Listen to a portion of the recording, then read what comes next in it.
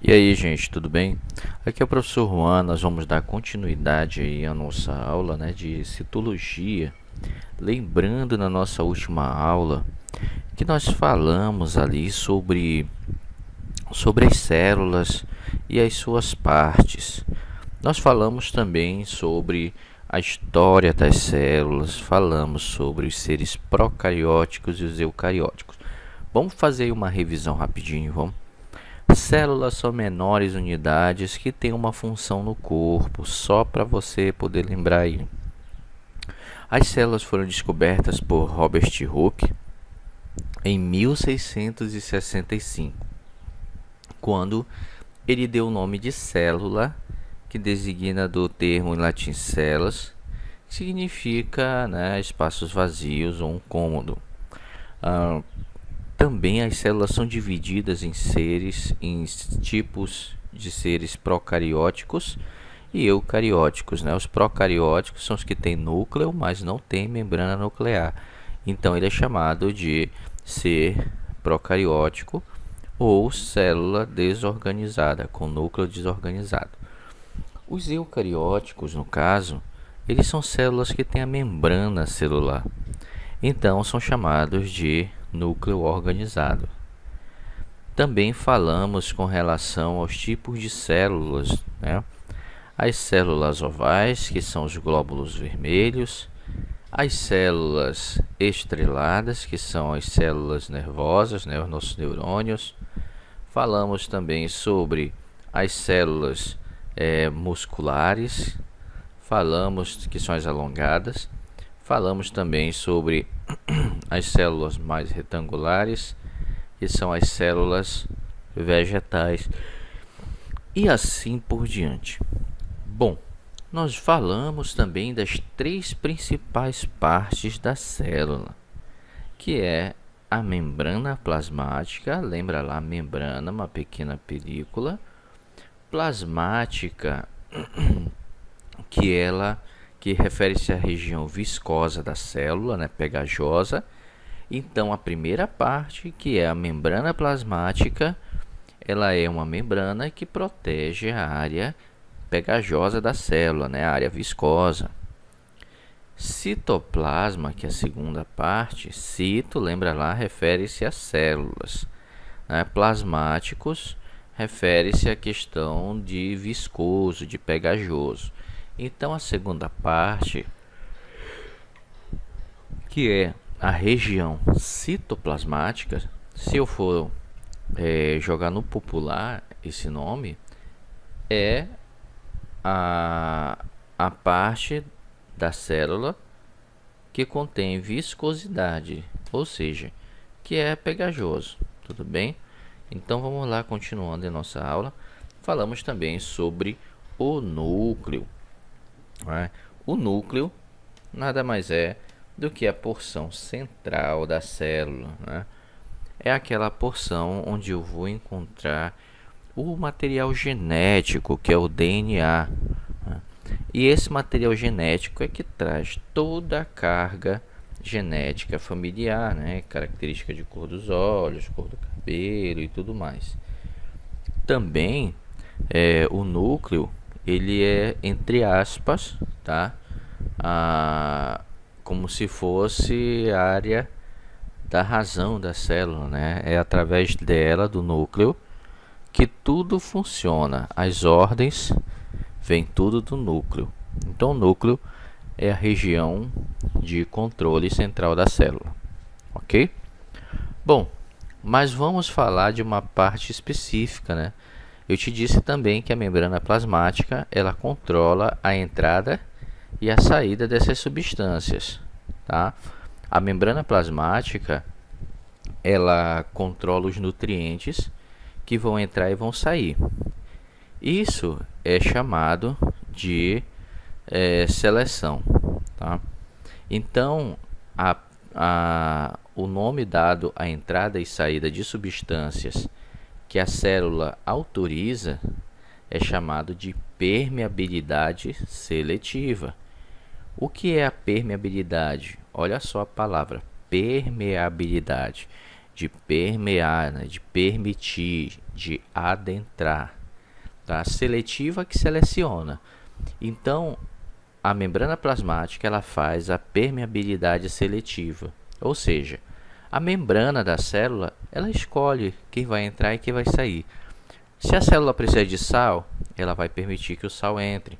Se a célula precisa de água, ela vai permitir que a água entre. Se a célula precisa de açúcares, ela vai permitir que os carboidratos entrem e os açúcares entrem.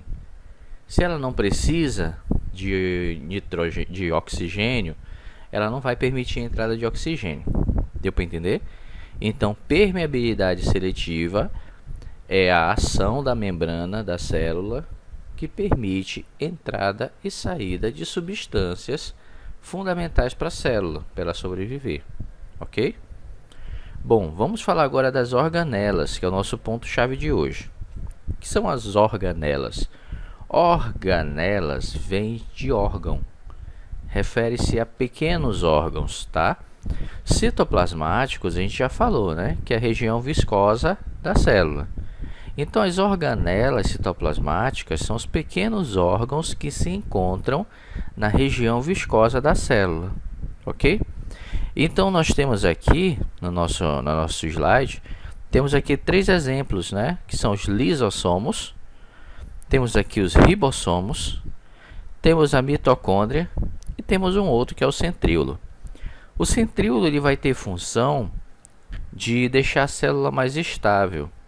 Tá? O centríolo ele vai ajudar com que a célula tenha a sua forma e quando a célula for reproduzir, né? Porque a célula ela se divide em duas, né? É assim que é o processo de reprodução dela, que é chamada um dos processos chamado de mitose. Uma célula ela começa a se dividir até que ela forma duas. Então, quem faz essa divisão, quem faz essa reprodução da célula, que auxilia, é o centríolo, que são esses microtúbulos aqui que nós estamos vendo aqui verde, tá?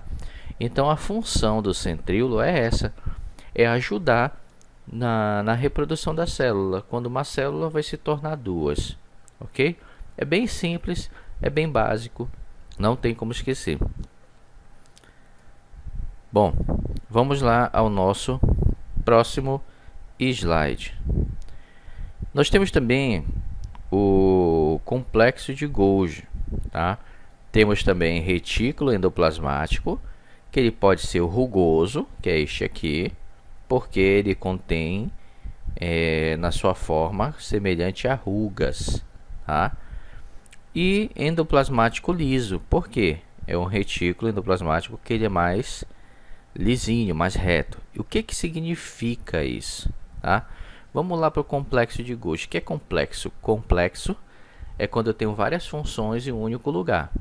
De Golgi, porque foi o Dr. Golgi quem deu o nome a esta organela, quem estudou ela. Então, o complexo de Golgi é uma organela da nossa célula que tem várias funções, tá? Que foi descoberta pelo Dr. Golgi.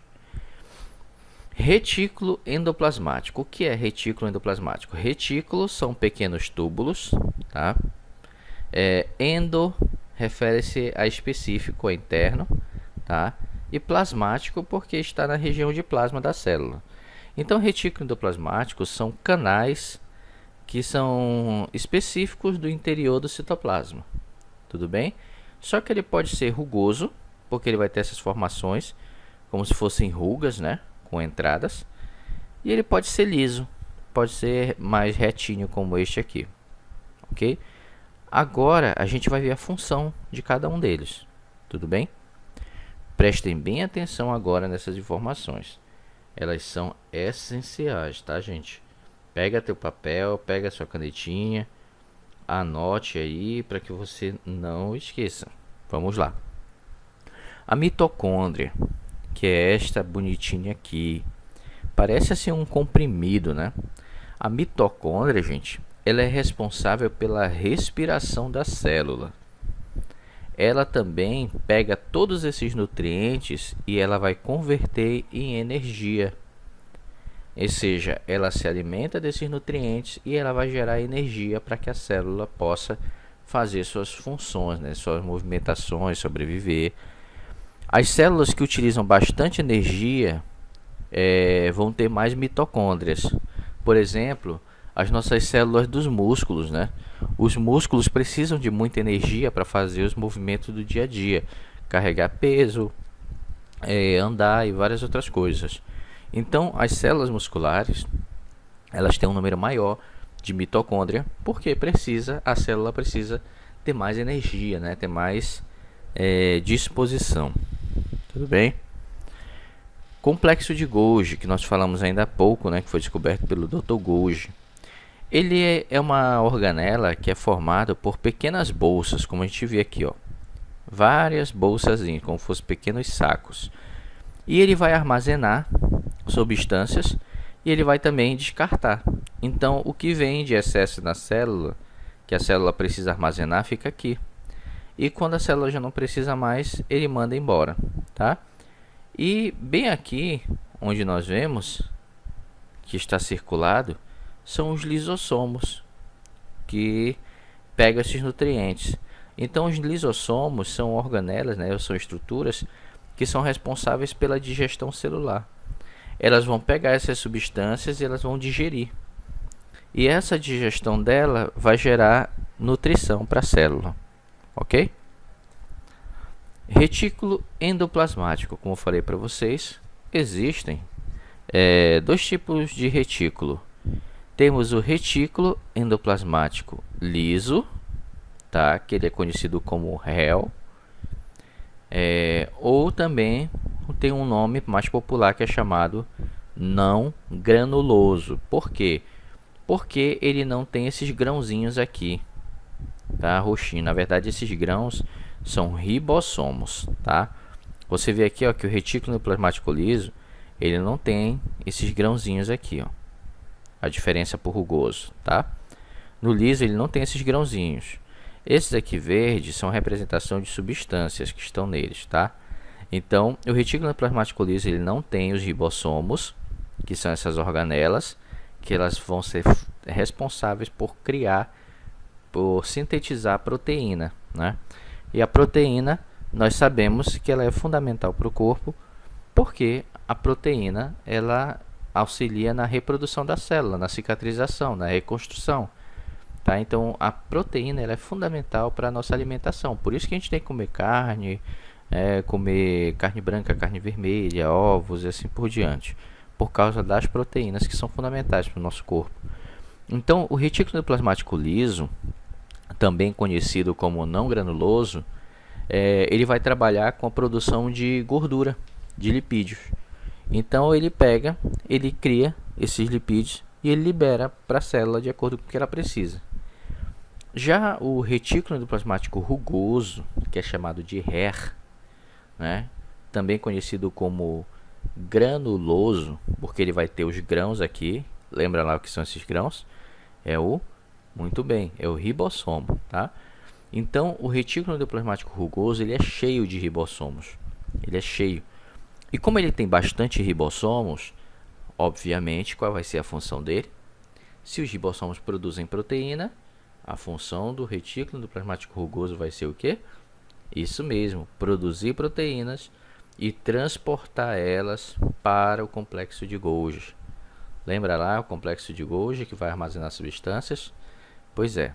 Então, o retículo endoplasmático liso, ele armazena e cria gordura.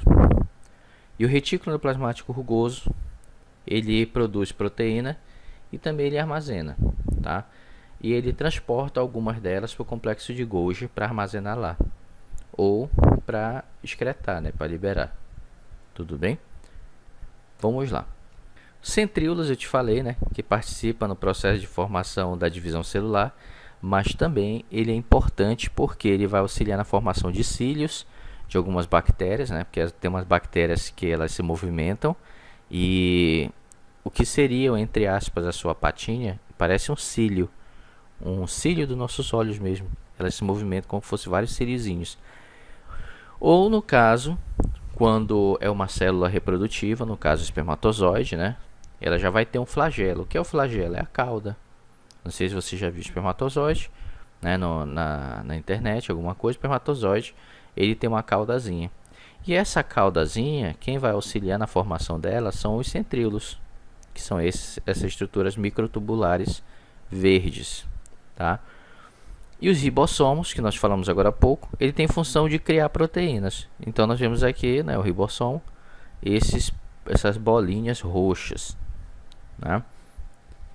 E assim, gente, damos por encerrado, tá, o nosso conteúdo de citologia, que é o estudo das células, ali bem resumido, bem objetivo.